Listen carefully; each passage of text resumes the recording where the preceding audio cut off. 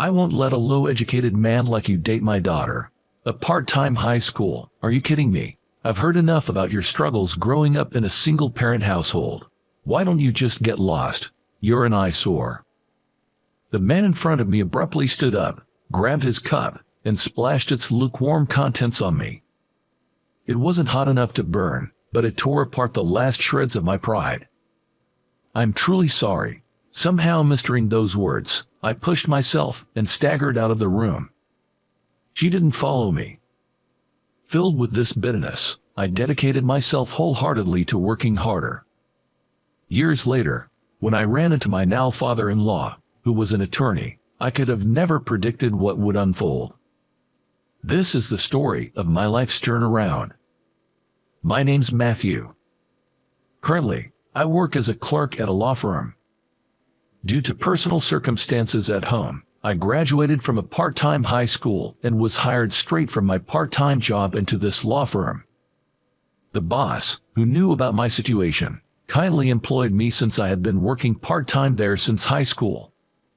I owe so much to the boss for taking in someone like me with just a high school diploma and no significant skills. Now, I'm learning various things while working. I'm doing my best to gain skills to be of help to the boss.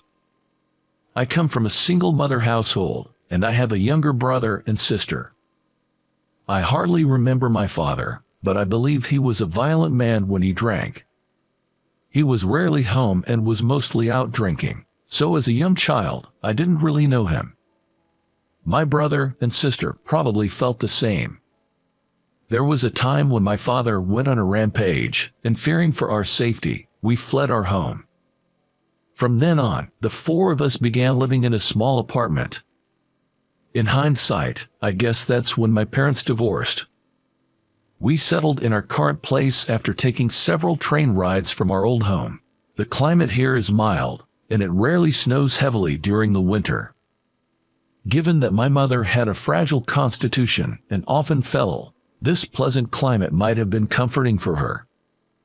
After graduating middle school, I enrolled in a part-time high school to help with household expenses and took on numerous part-time jobs.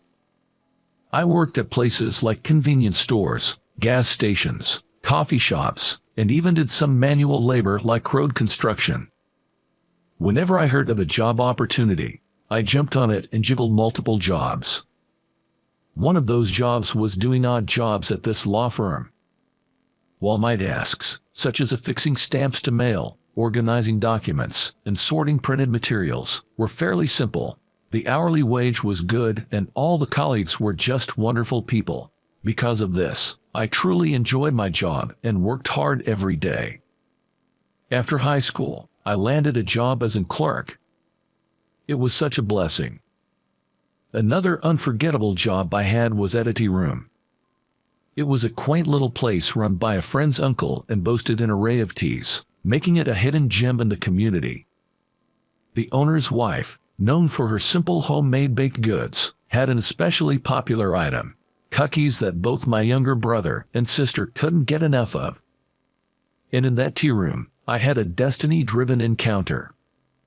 Her name was Alicia. She was my age, a petite girl.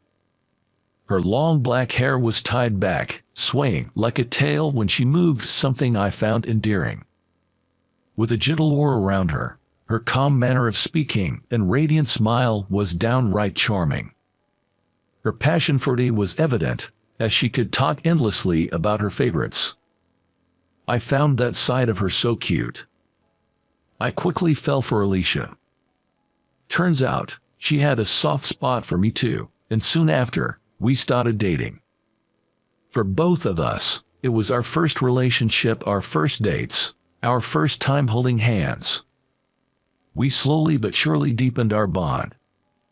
Upon graduating high school, I secured a job at a law firm and had to leave my part-time job. Alicia, however, continued to work there while attending a local college. Every time I drop by the tea room after work, she greets me with a freshly brewed cup of tea. It became a daily routine for me to escort her to the train station after her shift. She secured a job in the spring of our 4th year together. With both of us stepping into the working world, I proposed to Alicia. My younger siblings had started high school, and my mom found steady work. Our home life was stabilizing, and I started to think about the future. When Alicia accepted my proposal, I was so overwhelmed with joy I broke down in tears. It felt too good to be true, almost frighteningly so. But our bliss was soon to be tested. Alicia came from what you might call an old money family, with a lineage of politicians and lawyers. Her grandfather had been a city councilman, and her father was a lawyer. Being the only child, she was doted upon. I was taken aback when I found out about her family's prominence, but she reassured me with a laugh, saying it wasn't a big deal. My folks are just overprotective and tend to spoil me. They wouldn't object to anyone I chose to be with. It seems that she talked about me quite often to her folks. Feeling a touch of anxiety, I was heading to her parents' place, even though she assures me it's okay, telling me with sparkling eyes that they always listen with smiles on their faces. Her residence was a large, traditional-style home, enclosed by a grand fence in a quiet suburban neighborhood. Though I'd always dropped her off at the train station, I'd never seen her house before. She'd always turned down my offers to take her home, saying that a car was already coming to pick her up from the station. Seeing the splendor of her house made me reflect on the small apartment I shared with my family. I couldn't help but feel our worlds were so different, intensifying my anxiety. It's old and a bit embarrassing. Saying that, she walked through the gate, but all I could do was shake my head. The person who greeted me was her mother. Her gentle and warm smile was so much like Alicia's that I could definitely see the family resemblance. "My name's Matthew. Nice to meet you." As I bowed and introduced myself, her mother smiled softly and led the way. "My husband will be a bit late from work. I hope you don't mind waiting for a bit." "Oh, it's all right." I was led to a traditional living room adorned with beautiful American paintings and what looked like an expensive vase. She served tea for us. The atmosphere around Alicia and her mother was so similar. Both radiated a calm and gentle aura. Suddenly, the sliding door opened, and a stern-looking man walked in. Without saying a word, he took a seat next to the mother. From the way she served him tea without any introduction, I deduced he must be her father. Hello, my name's Matthew." I straightened my back and bowed deeply. However, he just glanced at me and didn't say a word. Confused, I looked at Alicia, and she seemed equally bewildered, shifting her gaze between her father and me. Amid the silence, the first to speak up was the mother. "Matthew, please look up. Honey, what's going on?" Trying to mediate the situation, the mother raised her hand to intervene, but the father began to speak. "Was it Matthew? Alicia told me she wanted to introduce you to us. I hope you don't mind, but I did a little digging." "What? What does he mean by digging?" "While I can't exactly puff out my chest and boast about my life, I haven't done anything wrong, and committing a crime is totally out of the question." As I was pondering this, Dad let out an exaggerated sigh. "I've heard your family is quite poor. You've even been working part-time jobs to help with the bills," he said. It was the first time anyone had said so bluntly that I was poor. Sure, we aren't rich, but I always thought we lived a typical life. Still, from the perspective of someone from such a prestigious family, I guess my household must seem inferior. Dad continued. "I want Alicia to have a life that's more than just average happiness. That's a parent's heart. Someone broke like you is out of the question." I was deeply shocked by those blatant and malicious words. Seeing my reaction, Dad smirked. It was clear as day that he was trying to corner me even more. "You only graduated from a night high school and didn't even go to college. What kind of job can a high school grad get? What kind of qualifications can you earn? Becoming a lawyer like me? Dream on. I want Alicia to marry a man even more respectable than me. You're not even in the running." Alicia looked as stunned by her dad's words and seemed at a loss for what to say. I was so shocked, I couldn't even lift my head. I won't have my daughter marry an undereducated man like you. Are you making a joke by just graduating from a night school? I've heard enough of your sob stories about growing up in a single-parent home. Why don't you just scram? You're an eyesore." Dad abruptly stood up and, in his rage, grabbed his teacup and splashed its contents at me. Thankfully, the tea was lukewarm, so I didn't get burned. However, my already fragile pride was now completely shattered. "I'm sorry." I somehow managed to utter those words, forcing my trembling legs to carry me out of the room. She didn't come after me. That night, I received an apologetic message from Alicia. She expressed her apologies and mentioned wanting to meet and talk, but I replied that I couldn't see her again. After being berated like that, I didn't feel I could sit down and have a calm conversation with her. My self-esteem was in tatters, and I felt like anything said to me would just make me feel even more insignificant. I couldn't find a way to measure up to her father. Marriage seemed impossible. In the end, we chose to part ways. And then, 10 years flew by. 10 years later, we were both 32. I'm still working at the same law firm. I've gotten my national certification, and the busy days have helped me forget the past. I hadn't been in touch with Alicia since that day. I heard she got a job and moved out of her parents' home. By the third year, she had been transferred out of state. I couldn't bring myself to respond to her messages. Yet, I still can't forget her. I feel I might never be able to love someone else for the rest of my life. Trying to escape those thoughts, I've immersed myself in my work. "Matthew, if you are going to the courthouse, could you drop off these documents for me?" A senior lawyer called out to me as he was about to leave. Today, I was scheduled to accompany the director to the courthouse. At the request of a senior colleague, I readily agreed and took the car keys. The director is like a second father to me. I've been under his wing since high school, so no matter how hard I try, I can't outshine him.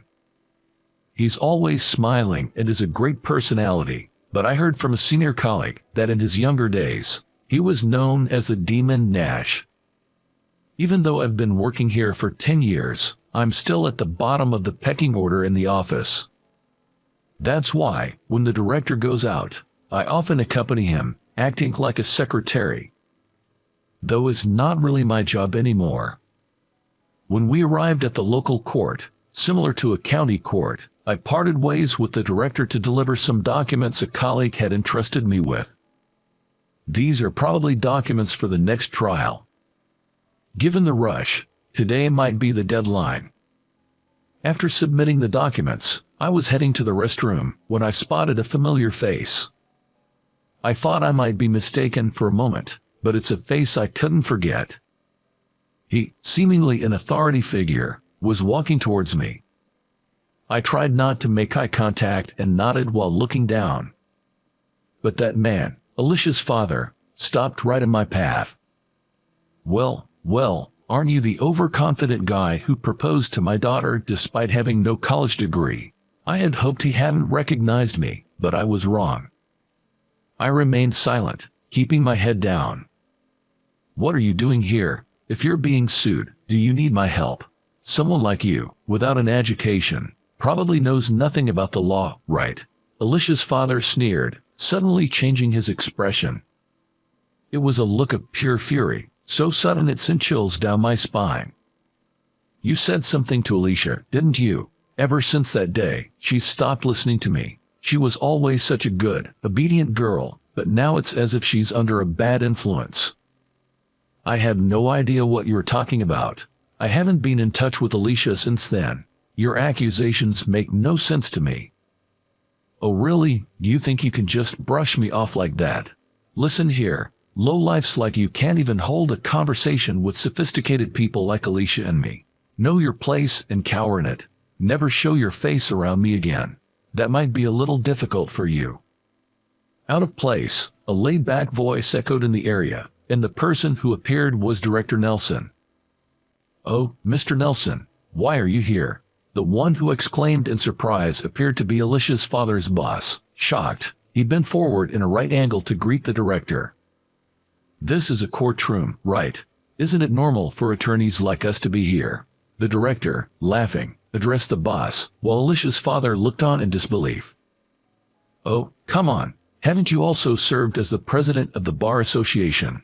You're a giant in the legal community, aren't you?" "Well, it's just that I've been around long enough to be known by many. Being an attorney, it's only natural to come to a courtroom, right? More importantly, what's up with our Matthew?" Director Nelson gave me a light pat on the shoulder and looked towards Alicia's father. His face was smiling, but his eyes weren't. I knew that look all too well, having worked alongside him for many years. When he made that face, it usually meant he was upset.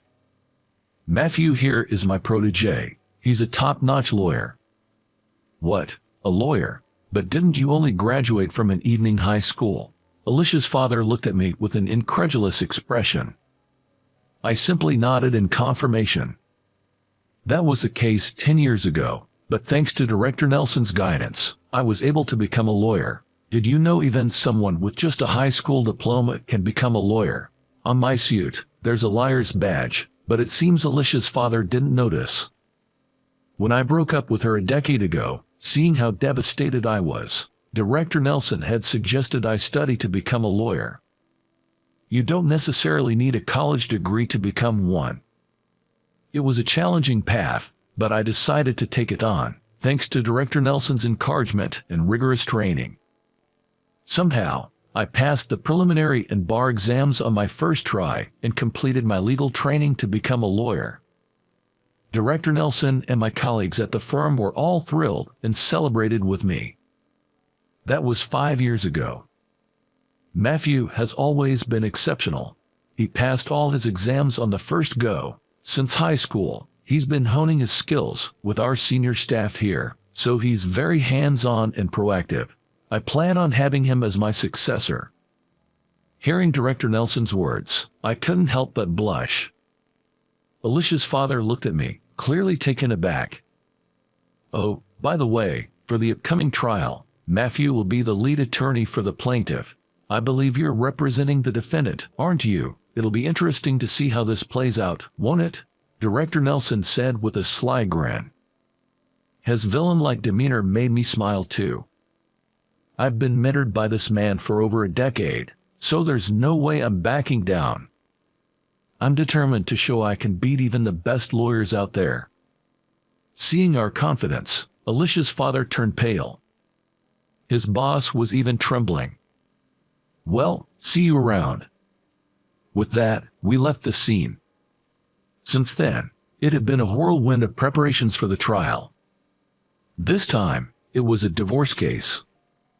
Although mediation was attempted, the husband, the defendant, wasn't satisfied, taking the case to court.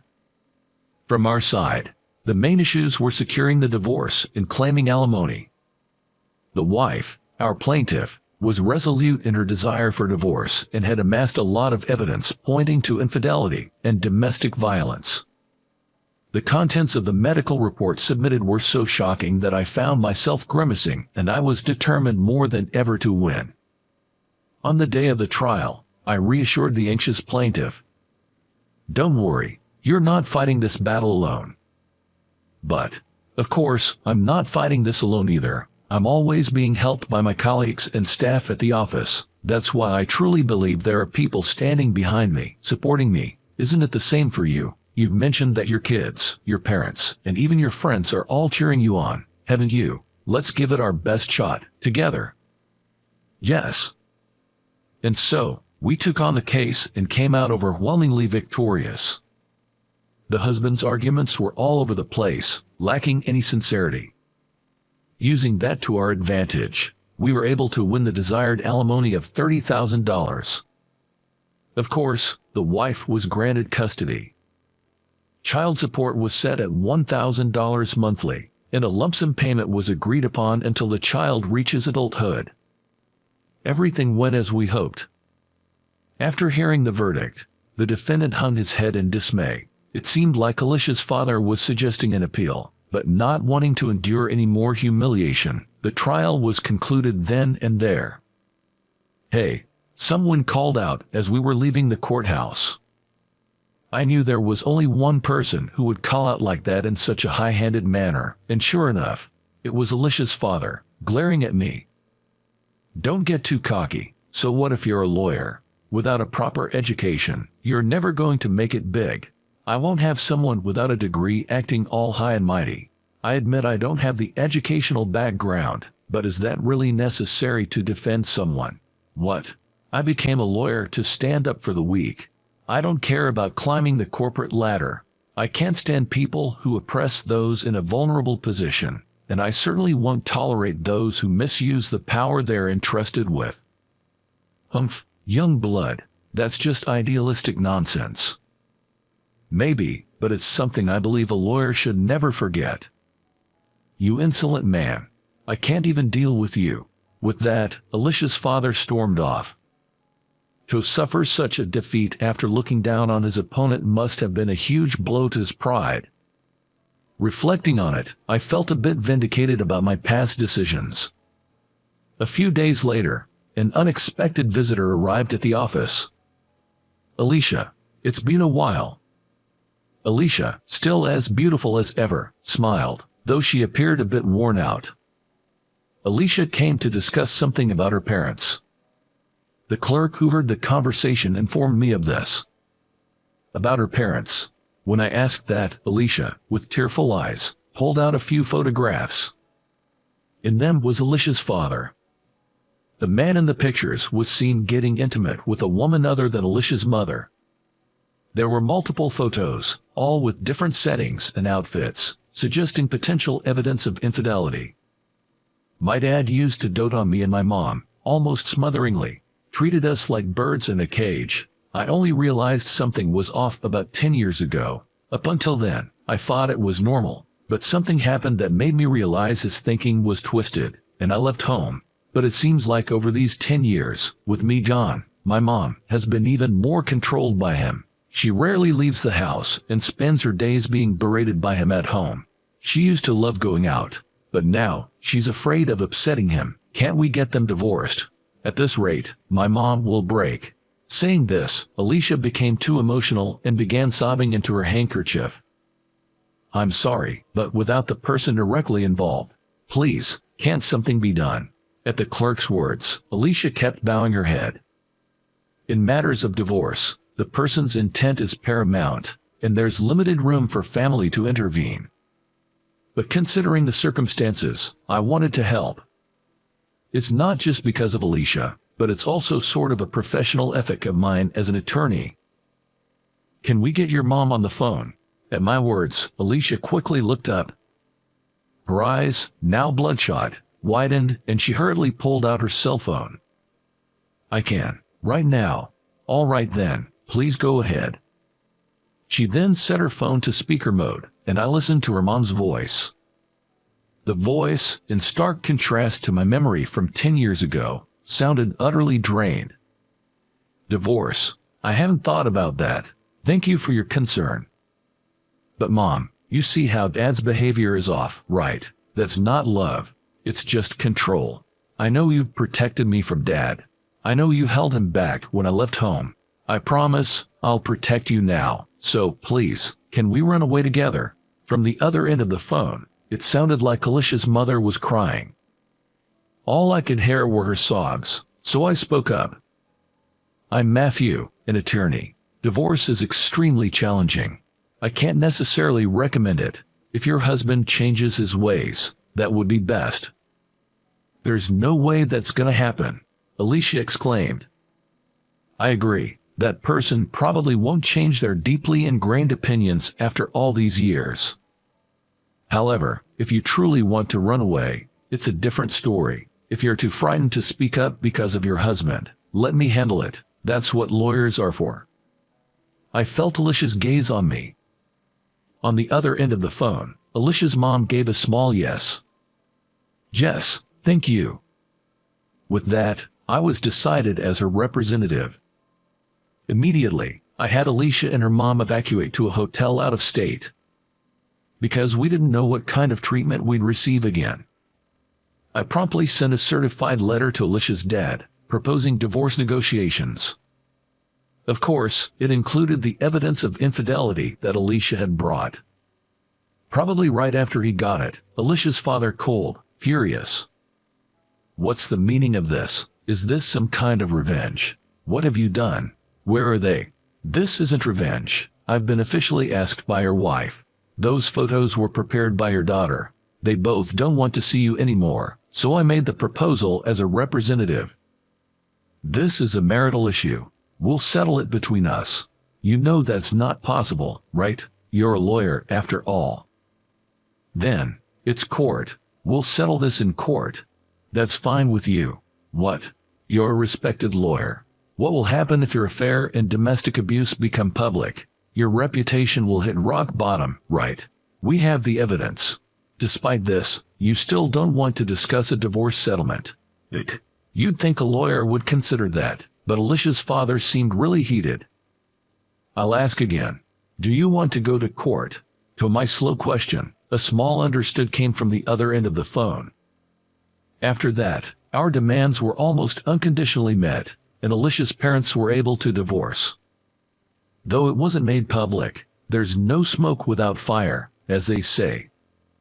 Alicia's father's affair was exposed in a weekly magazine, and his divorce became public, leading him to lose his influence bit by bit.